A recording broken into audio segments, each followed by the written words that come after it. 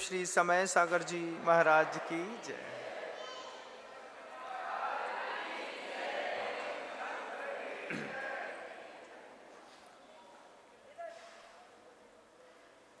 बड़ा मुश्किल होता है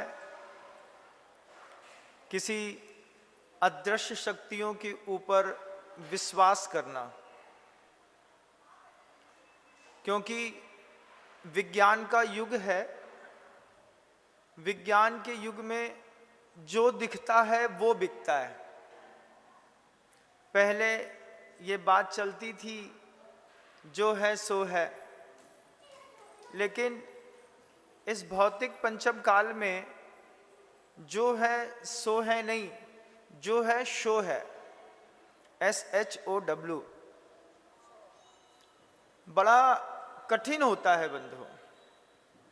मंदिर से मुक्ति मिलती है, ये विचार अदृश्य, अंदर गहरी श्रद्धा में बैठ जाना, भगवान की पूजा करने से कर्म के बंधन कटते हैं, इस अदृश्यता को स्वीकार कर लेना, अदृश्य के प्रति अंदर से गहरी आस्था नहीं होती।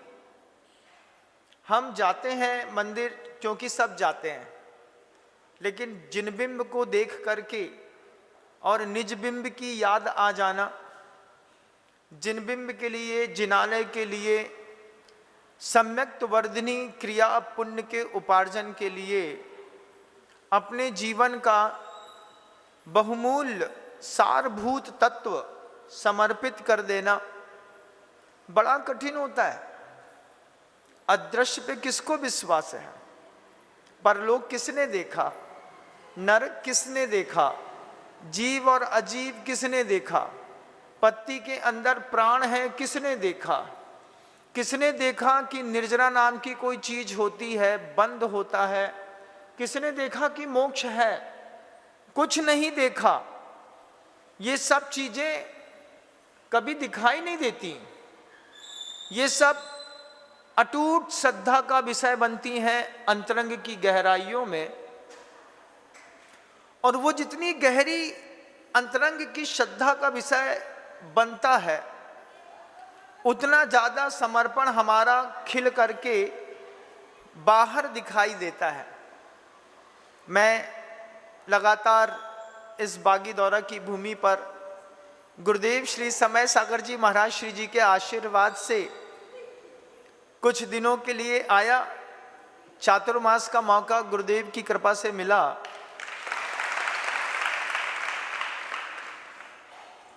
आज पुराने जिनालय का जीर्णोद्धार होना था, तो जितने भी प्रभु जी थे, सारे प्रभु जी का गगन विहार होकर के और हर्ष और उल्लास के साथ प्रभु जी अपने अपने आसन पर विराजमान हो गए।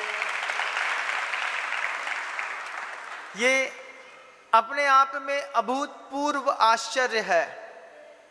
शांतिनाथ जी भगवान जी से प्रतिदिन संवाद करता था, कुछ ना कुछ बोलता रहता था, भगवान लाज रखियो, लाज रखियो, लाज रखियो। आखिर उन्होंने लाज रखी और प्रभु के साथ असंख्यात देवी देवता जो उनके चरणों की लगातार सेवा करते थे, महसूस करता था उस मंदिर के अंदर की शक्तियों को, और सहजता में सारे के सारे जितने भी देव हैं उनके मनोभावों का मिल जाना, समाज के प्रत्येक वर्ग के मनोभावों का मिल जाना, और नाखून का जो सुआ होता है ना, सुआ, वो सुआ भी किसी का नहीं छिला और पूरे के पूरे भगवान उठ करके यहां पर आ गए। देखता रहा मैं लगातार। शांतिनाथ जी भगवान जी तो जैसे पहले से तैयार खड़े ही थे, कि जैसे बच्चे को बोलते चल बेटा टाइम हो गया, तो बच्चा टाइम से तैयार हो जाता है। ऐसे ही प्रभु जी थोड़े से एक हथौड़ी छैनी का प्रयास, बंधुओं पहली बार मैंने देखा ऐसी छैनी लगाई, एक बार ठोका और प्रभु जी हाथ पे आ गए।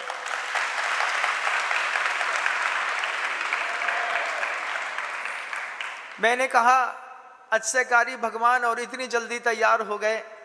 वो पार्श्वनाथ भगवान जी मान नहीं रहे थे। वो उनके पास जाकर के बैठा। मैंने कहा 2 बड़े बड़े गुरुओं ने आशीर्वाद दिया था, तब मैं आपके चरणों में आया। 3 दिन 4 दिन से लगातार आप ही की सेवा कर रहा हूँ, रोज आपके सामने आकर के भक्ति कर रहा हूँ, लाज रखो। 5 मिनट में भगवान भी तैयार हो गए। उन्होंने भी कहा चलिए हम भी चलते हैं। और जैसे बड़े बड़े योगियों के जैसे सब अपनी वेदियों पर विराजमान हैं, साधनारत हैं। प्रभु उनकी सेवा शुश्रूषा करके, भक्ति करके, उनके बिंबों की आराधना, अभिषेक, पूजन इत्यादि करके श्रावक अपने शुभोपयोग के साथ निरंतर असंख्यात गुणी कर्म की निर्जरा और पुण्य बंध करता है। ये निर्जरा और बंध अदृश्य होते हैं, लेकिन दिखाई देते हैं जब हम समूह में एक साथ खड़े होकर के प्रभु की इस तरीके से सेवा करते हैं। मैंने छोटे से छोटे बच्चे और बड़ों से बड़े व्यक्तियों में वो उत्साह देखा। पैसे की तो ऐसा है कि बस कुछ ना पूछो। जैसे वो सर्कस में जादू का वो गिलास दिखाते हैं, एक बार खाली करो फिर सीधा किया, फिर खाली कर लो, फिर सीधा किया, फिर खाली कर लो, ऐसे लगातार मैं देखता रहता हूं। अभी दे दिया था, 15 दिन पहले दे दिया, 5 दिन पहले दे दिया, आज फिर बोला तो फिर उस जादू के गिलास में फिर आ गया, फिर वो निकल आया। अभी फिर कुछ बोलूंगा कि ऐसा करना है तो फिर जादू का गिलास फिर ऐसा हो जाएगा, फिर निकल आएगा। पहली समाज है पूरे विश्व की जिस समाज में प्रभु और जिनालय को लेकर के कभी किसी का मन मुटाव नहीं है। बंधु, जिनेंद्र भगवान को लेकर के पूरी दुनिया में विवादास्पद स्थितियां रहती हैं। प्रभु मौन रहते हैं तो मौन व्यक्ति के सामने विवाद करने पर लोगों को बड़ा अच्छा लगता है। लेकिन पहली समाज है बागीदौरा की, बागड़ प्रांत की, जिसमें कोई विवाद नहीं है। एक मत के साथ, एक स्वर के साथ सभी की सभी समाज का, गर्भ के अंदर का शिशु भी आचार्य विद्यासागर जी महाराज जी का नाम लेता है। बंधु, उसकी मां दवाई भी पीती है तो आचार्य विद्यासागर जी महाराज जी और समय सागर जी महाराज जी का जयकारा लगाने के बाद दवाई पीती है कि जिस दिन ये हाथ में आएगा 45 दिन बाद उन्हीं आचार्य परमेश्वरियों की चरण रज तेरे माथे में लगा करके और तेरी किस्मत चमकाने का काम। कितना ऊंचा विचार। जितनी बार आप लोगों की इस उछाल मारती हुई भक्ति को देखता हूं, उतना मुझे भी प्रेरणा मिलती है कि भक्ति इसको कहते हैं, इस तरीके से कहते हैं। टीन के डिब्बे में 10 किलो मसूर बेचने वाला 2.5 लाख रुपए की प्रभु की शांति धारा की बोली ले लेता है।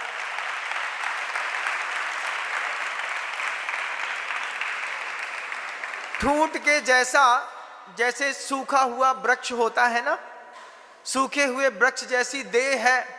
और वे व्यक्ति शांतिनाथ भगवान को अपने माथे पर उठाने की बड़ी बड़ी बोली ले लेते हैं। देख करके ऐसा गदगद, ऐसा गदगद, ऐसा गदगद, बस एक ही चीज बार बार दिखती कि गुरुदेव कहीं से भी देख रहे होंगे इस दृश्य को तो वहीं से आशीर्वाद भर भर के दे रहे होंगे।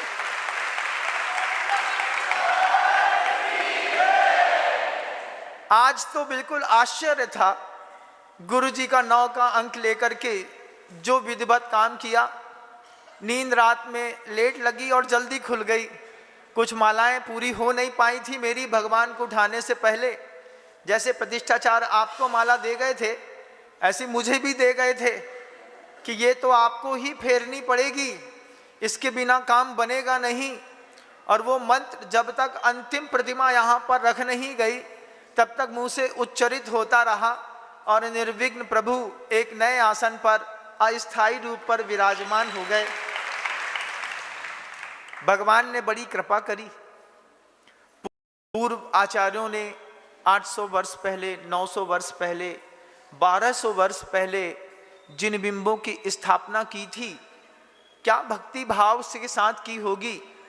उसमें भी उस समय जो श्रावक ने जिन बिंब निर्माण किया होगा, जिनालय बनाया होगा पूर्वजों ने, उस वक्त भी उन्होंने ये भावना भाई होगी, आज हम ये जिनालय बना रहे हैं, कभी इसका जीर्णोद्धार भी होगा, क्योंकि उत्पाद व द्रव्य युक्तम सत, ये बिल्कुल सत्य है।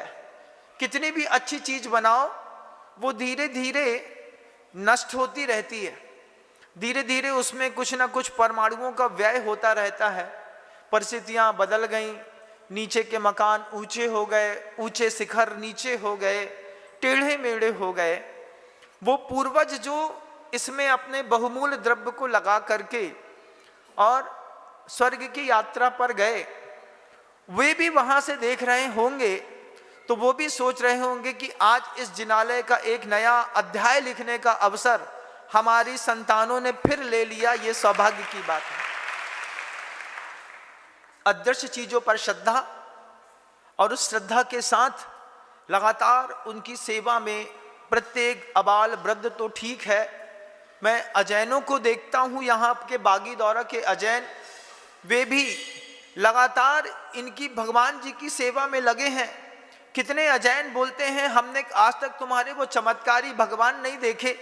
आज उन अजैनों ने भी ये भगवान जी के दर्शन कर लिए। वो भी बोले हम धन्य हुए वो भगवान देख करके जिन भगवानों की ये जैनी लोग पूजा करते हैं, और इतनी बड़ी बड़ी राशियां उनकी कृपा से इनको मिलती है। आज कितने अजैनों ने भी अपना धर्म लाभ लिया। सुबह से लगातार देखता रहा, कल ही संयोजना बना दी थी कि सुबह 5:15 बजे सब आ जाएंगे, और जैसे एक आवाहन पर अत्र तिष्ठ ठठ बोला हो और असंख्यात देव बैठ जाए, ऐसी पूरी समाज 5:15 बजे सुबह से लगी। शाम का 4 बज गया, लेकिन कार्य गतिविधियां सानंद संपन्न हुई। ये बहुत सौभाग्य की बात है। कितना अद्भुत है। गुरुवर, मेरे अंदर भक्ति नहीं थी बंधुओं, आचार्य भगवंत के प्रति तो मेरी भक्ति बहुत थी, लेकिन जिनेंद्र भगवान की प्रतिमा के प्रति मेरे अंदर कभी भक्ति नहीं थी, क्योंकि घर के अंदर से विचारधाराओं में एक अलग परिवर्तन था। आत्मा ही जहां उपादेय बताई जाती हो और सारी चीजों को हे दिखाया जाता हो, वहां पर वह दृष्टि थी मेरी भी। प्रतिमा के सामने जाकर के खड़ा होता था और बस यही सोचता था कि फॉर्मेलिटी है तो कर लो, क्योंकि rules is rules and rule for the all, तो मेरे लिए भी है। लेकिन जब मैंने आचार्य भगवंत को कुंडलपुर के बड़े बाबा की चरणों में भक्ति करते हुए रोते हुए देखा, जब बड़े बाबा का छोटा सा मंदिर खुल रहा था और गुरुदेव बच्चों के जैसे फबक करके रो रहे थे कि आज मेरे बड़े बाबा बड़ी वेदी पर विराजमान होंगे, उस दिन सन 2006 में बंधुओं, उस दिन लगा कि जिसको मैं भगवान मानता हूं वो इन भगवान की कितनी बड़ी पूजा करते हैं। मैंने उस दिन देखा, मैं पहले देखता था कि गुरुदेव का ऑरा कितना विशाल है। 2-2 हजार किलोमीटर दूर से लोग गुरुदेव के लिए आते हैं, विदेशों से दर्शन करने के लिए आते हैं, घर से योजना बनाते हैं, व्यवसाय बंद करते हैं, घर के अंदर रहते हैं, वहाँ से धक्के खाते हैं, ट्रेन में चढ़ते हैं, टैक्सी पकड़ते हैं, स्टेशन में हाल्ट करते हैं, 2-2, 3-3 दिन के सफ़र के बाद आते हैं, फिर क्षेत्र पर पहुँचते हैं, उनको सुविधाएं नहीं मिलती, कमरा नहीं मिलता, जिनके बाथरूम में भी एसी लगा रहता था, ऐसे लोगों को देखता था पंडाल में चुपचाप सो जाते थे आचार्य सिंह जी की श्रद्धा के साथ कि कल सुबह वो बाबा दिखेगा जो धरती में भगवान का रूप है। उनके चक्कर में मैंने देखा, 20 साल देखा मैंने ये सब। मैं देखता रहा, लोग ऐसे ही आते, पड़े रहते, सो जाते, बेटा ठीक है कर लेंगे, बड़े बड़े मोबाइल रखते लाखों रुपए के, और धरती पर सो रहे हैं। एक ललक रहती थी कि गुरुदेव विद्यासागर जी महाराज सुनते हैं, देवता भी उनकी सेवा करते हैं, उनके सुबह से दर्शन हो जाएं। और सुबह से दरवाज़ा खुलने से पहले ही इतना शोर उनके कमरे के बाहर हो जाता था। मैं बार बार एक ही चीज़ सोचता था कि गुरुदेव का ऑरा कितना बड़ा है। दुनिया भर के लोग गुरुदेव के सामने दोनों घुटने टेक करके, दोनों हाथ रख करके, माथा जमीन में छिपा करके रोते हुए जय जयकार करते हैं। फिर मैंने एक दिन वो दृश्य देखा गंभीरता के साथ, जिस तरीके से दुनिया के लोग गुरु जी के सामने घुटना टेक करके नमस्कार करते हैं। मैंने देखा कि ये आचार्य परमेष्ठी भी किसी प्रतिमा के सामने अपना घुटना टेकते हैं। तब मैंने देखा, विचार किया कि इनके औरे से प्रभु जी का औरा कितना तेज होगा कि दुनिया भर का आदमी इस संत के चरणों में घुटना टेकता है, ये संत इस प्रतिमा के चरणों में घुटना टेकते हैं।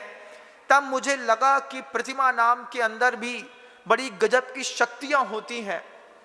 फिर दूसरी चीज देखी, जब बड़े बाबा बड़े सिंहासन पर बैठ गए तो आचार्य श्री जी ने अंतिम बार जब बड़े बाबा की प्रतिष्ठा करी तो आचार्य श्री जी ने कहा, हर बार अंकन्यास करके बड़े बाबा की प्रतिष्ठा करता था, अंतिम बार गुरुदेव ने बड़े बाबा को दृष्टि से प्रतिष्ठित किया। हमने देखा पौन घंटे तक लगातार गुरुदेव बड़े बाबा को एक टक देखते रहे। आचार्य जी कहते बस देखो बड़े बाबा को, बड़े बाबा की प्रतिष्ठा होती चली जाएगी। आचार्य जी नीचे तख्त पर बैठे थे, मैं, विशाल सागर जी, आगम सागर जी और भी महाराज उस वक्त वहीं पर थे। हमने आचार्य जी को तख्त के सहित उठा लिया, नीचे 6-6 ईंट लगा दी। गुरुदेव को पता तक नहीं चला कि कब मैं ऊंचा हो गया, कब मुझे कर दिया। वे लगातार बड़े बाबा की सेवा करते रहे। तब मैंने वो चीज देखी अंदर कि जिनेर भक्तिर दिने दिने सदा मेस्तु सदा मेस्तु सदा मेस्तु भवे भवे। ये आचार्य भगवंत ने अंदर एक भक्ति का दिया जलाया। उस भक्ति के दिए से फिर मैंने प्रभु की भक्ति करी। और प्रभु की भक्ति जब मैंने जिनालयों में जिन बिंबों की भक्ति करी, पहली बार मुझे किसी जिनबिंब से कुछ मिला। वो बड़वानी के आदिनाथ जी भगवान जो 52 गजा में विराजमान है। जब मैं 18 दिन ठंडी में उनके चरणों में रहा, रोज उनकी सेवा करने के लिए 1-1.25 घंटे के लिए जाता, और वहाँ से जब मैं लौटा कुछ ले करके, मैंने गुरुदेव से कहा कि जिनेंद्र भगवान की भक्ति से इस बार 52 गजा ने मेरा रूप बदल दिया है। आचार्य जी बहुत मुस्कुराए। गुरुदेव मुस्कुरा करके बोलते हैं, जिनेंद्र भगवान की भक्ति से सब मिलता है विनम्र सागर। हमने कहा गुरुदेव मुझे तो सिर्फ आपके बातों पे विश्वास है, मैं भगवान छोड़ सकता हूँ लेकिन आपको तो नहीं छोड़ सकता, और आपको दिखता है तो फिर मुझे भी दिखता है। फिर गुरुदेव ने मौका दिया, जब गुरुवर ने कहा कि खजुराहो के शांतिनाथ जी भगवान जी की भी सेवा करो तुम जा कर के। एक पूरा 4 महीने दिया चातुर्मास के लिए। वहाँ पर मैंने खजुराहो के शांतिनाथ जी भगवान जी की सेवा भक्ति करी। आचार्य श्री जी का भाव था, एक बार बंधा जी के अजितनाथ जी भगवान जी की भी सेवा करो। सुनते हैं महाआश्चर्यकारी वहाँ की प्रतिमा है, और तुम कह रहे थे कि तुम आदिनाथ भगवान से लेकर के आए हो, तो अजितनाथ जी भगवान भी तुमको कुछ ना कुछ जरूर देंगे। गुरुवर ने एक और मौका दिया, और एक चातुर्मास अजितनाथ जी भगवान जी के चरणों की सेवा करने का लगातार 9 माह का मौका मिला। वहाँ से मेरा पूरा स्वरूप बदल गया। गुरुदेव अनंत की यात्रा पर चले गए, और उसके बाद जो नवीन आचार्य महाराज आए, उन्होंने मेरे भाव पढ़े, उन्होंने फिर एक मौका दिया और कहा कि अब बागीदौरा के शांतिनाथ जी भगवान की सेवा करें। और जैसे ही मुझे गुरुवर ने संकेत दिए कि बागीदौरा के अतिशयकारी शांतिनाथ जी भगवान, हमने पूछा वहाँ क्या है, बोले जब जाओगे तब पता चलेगा कि बागीदौरा में क्या है। और मैं शांतिनाथ जी भगवान की सेवा के लिए उज्जैन से जब यहाँ पर निकला, मन में बड़ी हताशा थी, पता नहीं क्या होगा, कैसा होगा, क्या व्यवस्था बनेगी, लोग समझेंगे कि नहीं समझेंगे। मैंने पूछ लिया था कितना बड़ा गांव है, क्या है, छोटा सा खेड़ा है, ऐसा भी नहीं करना पड़ता और ख़त्म हो जाता है। इतना छोटा सा गांव है बंधुओं, लेकिन पूरे विश्व का अद्वितीय एक कीर्तिमान स्थापित किया। 250 घर की समाज ने 5000 कलशों की राशि की स्थापना करी। दिल्ली बंबई के शहर फेल हो गए, ये गांव उठ करके ऊपर आकर के दिखाई देने लगा। और लगातार ये पूरा का पूरा गांव शांतिनाथ जी भगवान जी की सेवा करता है, शुश्रूषा करता है, कमाता है तो प्रभु को जरूर देता है, कोई छुपाता नहीं बंधुओं। ये बात जब मैंने यहाँ पर आकर के देखी, भक्ति क्या परवान चढ़ती है, ये तो मैंने यहीं पर देखी, आप लोगों ने भी देखी होगी, आप लोग भी देख ही रहे हैं लगातार, कि सबका हृदय इस बात से प्रफुल्लित है कि अब भगवान 2-4 सालों में बहुत बड़े जिनालय पर विराजमान होंगे।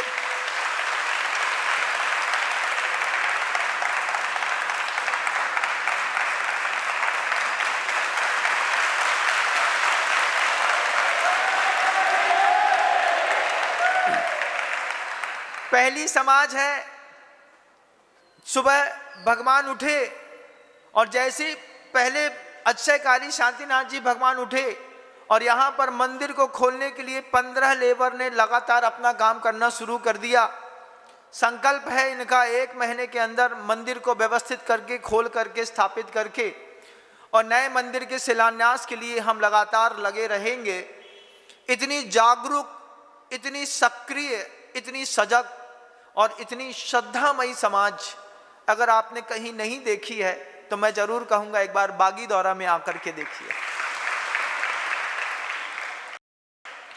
आज ऐसा अभूतपूर्व कार्यक्रम आयोजन, ये चातुर्मास का द्वितीय सबसे बड़ा कर्तव्य था कि प्रभुवर अपने मूल आसन पर अच्छे से विराजमान हो जाएं।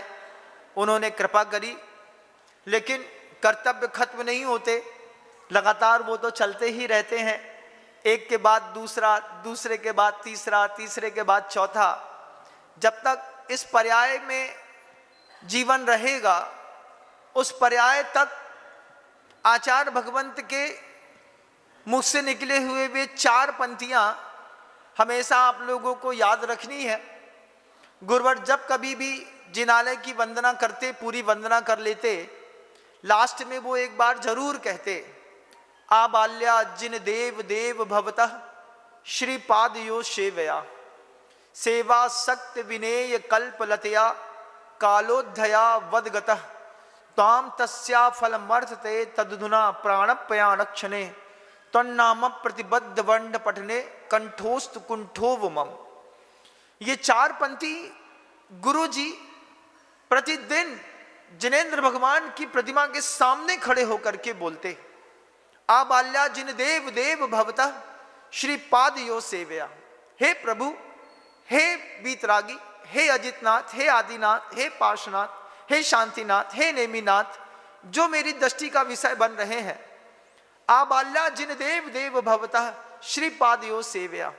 बचपन से लेकर के आज तक, बचपन क्या होता है और इतने बड़े महान आचार्य क्या होते हैं।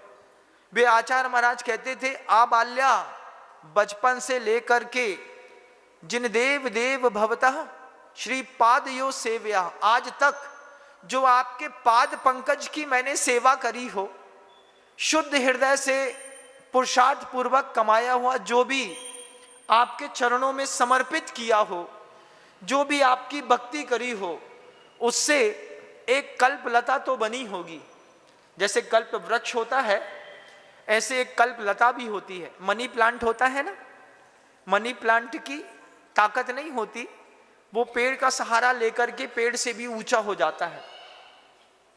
तो नीतिकारों ने उसमें कल्पलता शब्द रखा है बंधु।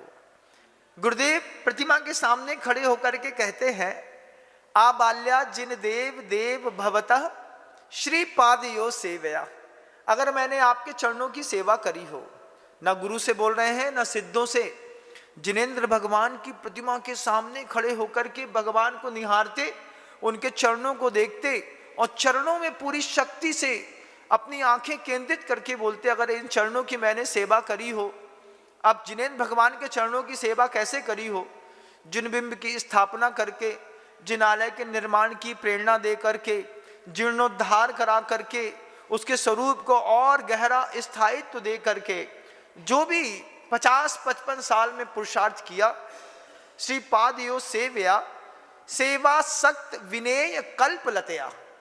उस सेवा की आसक्ति से और मेरी विनय भक्ति से अगर कोई कल्पलता बनी है, अगर कोई देने वाली शक्ति आई है, सेवा सक्त विनेय कल्पलतया कालोदया वदगतः, उसके कारण क्या हो? तो भगवान से प्रार्थना है, तन्नाम प्रतिबद्ध वर्ण पठने कंठोस्त कुंठोव मम। जब मेरा अंतिम समय आ रहा हो, उस समय प्रभु बस इतनी सी कृपा करियो कि आपके नाम का उच्चारण कंठ से निकलते निकलते मेरा ये कंठ अवरुद्ध हो जाए। और आप देखिए गुरुदेव ने अंतिम दृश्य में उन्हीं जिनेंद्र भगवान की वंदना स्तुति नाम स्मरण करते करते कंठ अवरुद्ध हो गया और वो आसमानी हो गए। गुरुवर से सीखा जिनेंद्र भगवान की भक्ति क्या गजब की चीज होती है। बड़े बाबा की प्रतिमा को बड़े मंदिर पे ले जाने पर 50 साल की पूरी साधना गुरुवर ने दांव में लगा दी थी। दुनिया भर का साधु विरोध में था, दुनिया भर के श्रावक नहीं समझ पाने के कारण लगातार प्रतिकूलता पैदा कर रहे थे, लेकिन गुरुवर की जैसी दृढ़ संकल्प शक्ति थी, वो वहीं पर खड़े होकर के लगातार इतने बड़े जिनालय की स्थायित्व के लिए उन्होंने 50 साल की साधना दांव पे लगाई। बंधु, मैं देखता था बड़े बाबा को पुराने जिनालय में बिल्कुल पतली सी कमर दिखती थी बड़े बाबा की, बिल्कुल पतली सी, दीवार में चिपके थे, पतली सी कमर। बार बार मन के अंदर ऐसा लगता था आचार्य जी इस प्रतिमा जी को उठाएंगे, पतली सी कमर है, अगर गलती से भी थोड़ी ऊपर नीचे हो गई तो लोगों को क्या जवाब देंगे। लेकिन शिष्य के अनुमान से गुरु का अनुमान गरिमामय और कितना भारी होता है, ये तो मैंने तब देखा जब दीवार से चिपकी हुई प्रतिमा की पतली कमर के पीछे 1.5 फुट मोटा और पाषाण खंड निकला, जिसमें जिनबिंब विराजमान थे। पीछे का भाग गुरुवर भगवान का, बड़े बाबा जी का देखा तो मैंने कहा कि क्या गुरु की महिमा है, कैसे आंख के अंदर से देखा होगा कि इसके अंदर अभी और भी भगवान जी का परिकर होगा। दीवार में ऐसा चुना और पुता था, ऐसा लगता था कि दीवार में ही प्रतिमा उकेर दी गई है। लेकिन जब वो पूरी की पूरे जिनबिंब बाहर निकले और बड़े बाबा बड़े सिंहासन पर बैठे, तो छोटे बाबा तो पहले से बड़े थे, बड़े बाबा को बड़े सिंहासन पर बैठा करके छोटे बाबा और बड़े हो गए। बंधुओं, उन्हीं से सीखा, उन्हीं के साथ रह करके सीखा, सबने सीखा।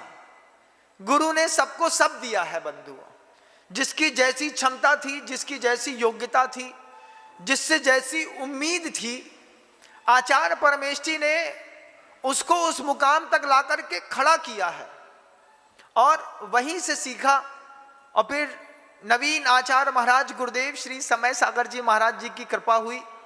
उनकी भी भावना थी कि कहां कहां तक मैं अकेला जा करके कुछ काम करूंगा, मेरी किरणें बन करके आप लोग भी हाथ थोड़ा सा लगाएंगे तो काम होगा। और बागीदौरा की पूरी समाज ने आचार्य भगवान की भावना को समझ करके जो अपना सहयोग दिया है, यहाँ पर आया और ये नए मंदिर का, ठीक ये नया मंदिर वैसा ही बनेगा जैसा कुंडलपुर के बड़े बाबा जी का मंदिर है। वही नागर शैली और द्रविड़ शैली का मिला जुला हुआ रूप रहेगा।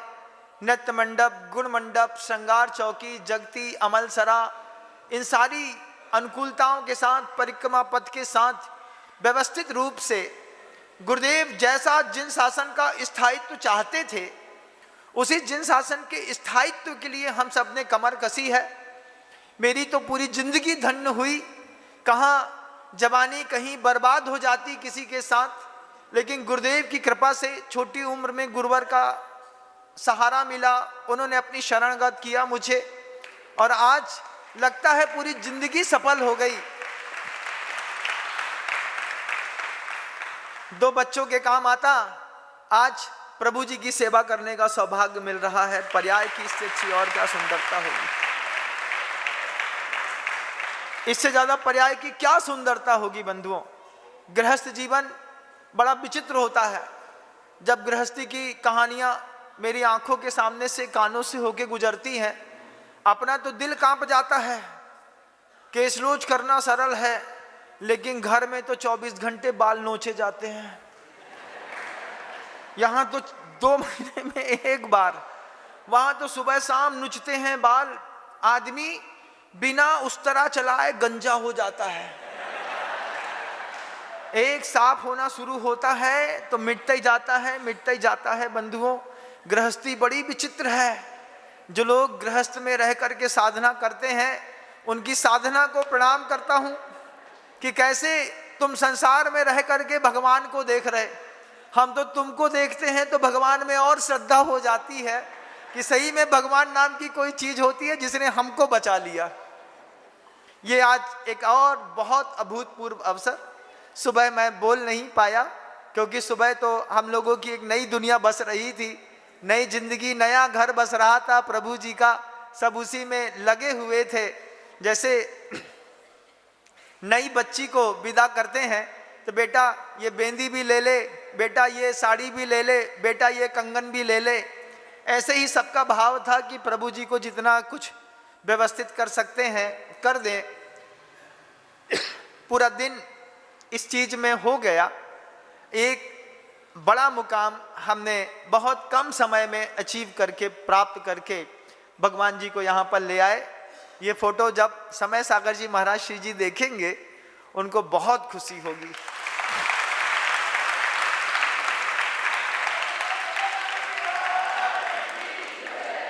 इस वेदियों का चित्र जब आरिका पूर्णमती जी देखेंगी, उनको भी बहुत खुशी होगी। आरिका विज्ञानमती जी की भी बहुत भावना थी, उनकी भावना भी पूरी होगी। मुनिराज आगम सागर जी महाराज के सिर का दर्द आज जरूर कम होगा। समता सागर जी महाराज जी की भी भावना भी यहाँ से जुड़ करके निमित्त रूप से उनको भी एक अदना से प्रसन्नता होगी कि गुरुवर ने, आपकी तालियां ही बजा रही हैं कि सबको प्रसन्नता होगी। गुरुवर के 4, 5, 7 चतुर्मास जो बड़े बड़े साधुओं के मिले, वे सारे के सारे चतुर्मास आज इस नवीन वेदिका के साथ सफलता को प्राप्त हो गए। बंधुओं, बड़ा सौभाग्य है। आज तो मैं भी बहुत प्रसन्न हूँ। आप भी इस बात की खुशी मनाइए कि आज हमारा एक बड़ा कार्यक्रम सानंद संपन्न है। आगे भी लगातार जिस तरीके की इस तरीके का उत्साह है, इसको अभी हमको बनाए रखना है, क्योंकि दुनिया सिर्फ बागी दौरा देख रही है, बागियों को भी देख रही है और उनको ये भी देख रही है कि जिनेंद्र भगवान की भक्ति का इनको बराबर दौरा पड़ रहा है। ये रोज बागी लोग दौरे में आते हैं, जैसे मिर्गी का झटका लगता है, ऐसे बागी दौरा वाले को भक्ति का झटका लगता है। ये भक्ति में ऐसे ऐसे झूमने लगते हैं, हाँ बाबा जैसा बोलो जैसा बोलो जैसा बोलो। हम समझ जाते हैं इसको चढ़ गई है, और जिसको ज़्यादा चढ़ जाती है वो हमारे कमरे में सुबह सुबह आकर के खड़ा हो जाता है। अभी तक जितने दिन यहाँ पर रहा और जितना भी कर्तव्य मुझे प्रभु जी के लिए आवश्यक था, जैसा भी मैंने जनता से अपेक्षा करी, उसको दौरा जरूर चढ़ा बंधुओं। सुबह 5:05 पे 5:15 बजे कमरा खोलता हूँ मैं अपना, तो 5:10 पर आकर के खड़े होकर के सीफल लेकर के खड़े होते थे, आशीर्वाद दो, मेरा काम हो जाए, मुझे एक बेदी रखनी है, मुझे भगवान रखने, मुझे ये रखने हैं। मैंने कहा कहाँ से दौरा चढ़ता है? बोले रात भर मंथन किया, फिर सपने में गुरुजी आए, फिर आप आए, फिर हमने कहा पैसा तो कमा लेंगे कभी भी, भगवान नहीं मिलेंगे, भगवान रख लो। सबने सौभाग्य प्राप्त किया, देखता रहा। अभी और भी बहुत कुछ बाकी है, सिर्फ बिटिया के ब्याह करवे से और उनको एक मकान देवे से काम नहीं बने। इंटीरियर डेकोरेशन में बहुत खर्चा होता है। मकान बनाने में कम पैसा लगता है। 3 खंड का 4 खंड का मकान खड़ा करना हो, कितने का? बोले महाराज जी 1.25 करोड़ में खड़ा हो गया। अरे बहुत सस्ता मकान बनाया। बोले दीवारें खड़ी करना कोई कठिन चीज नहीं है, कठिन क्या होता है? इंटीरियर डेकोरेशन महाराज। इंटीरियर डेकोरेशन प्राण खा लेता है। ऊपर की सीलिंग में एक लाइट लगती है, पता चला 1.25 लाख की है। हम तो सोच नहीं सकते, लेकिन लोग लगाते हैं। जैसे एंटीला बना हुआ है बंबई में, ऐसे यहाँ भी एक एंटीला बनने वाला है। आके देखिएगा बागीदौरा का एंटीला 4 साल के बाद, कि जिनेंद्र भगवान का जो महल है, जिसमें प्रभु विराजमान होते हैं, जिस तीर्थ का नाम विद्या समयोदय तीर्थ रखा गया है।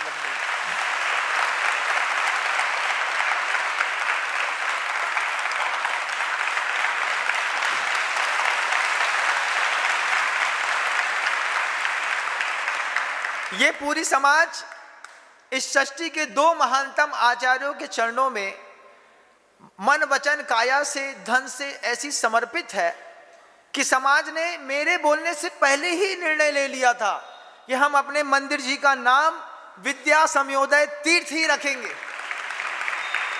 बाद में तो मुझसे सिर्फ मोहर बस लगवाई इन लोगों ने, तो मैंने मोहर लगा दी। हमने कहा रामचंद्र जी तो सब काम कर ना पाएंगे, कुछ ना कुछ काम तो अंगद को करना ही पड़ेगा। जो काम अंगद कर सकता है, जो काम हनुमान कर सकता है, वो काम राम नहीं कर सकते बंधुओं। हमारे राम तो तिलवारा जबलपुर में बैठे हुए हैं। जो काम गुरुदेव समय सागर जी महाराज श्री नहीं कर सकते, उनका ये अंगद तो कर ही सकता है। मैंने समाज को भेजा, हमने कहा सब बात करियो, मंदिर के नाम की बात हमारे गुरु से मत करियो बे, क्योंकि वे हमारे गुरु अगर ऐसे हैं कि वे अपना नाम बर्दाश्त ना करेंगे। तो हमने कहा अंगद ही रख दे तो अच्छी बात है। समाज के बच्चों की स्वीकृति ले ली, 2-4 बड़ों की स्वीकृति ले ली। यहाँ पर 7 सेठ हैं महाराज। कितने सेठ हैं? 7 सेठ हैं, 3 घोषित 4 अघोषित। हाँ,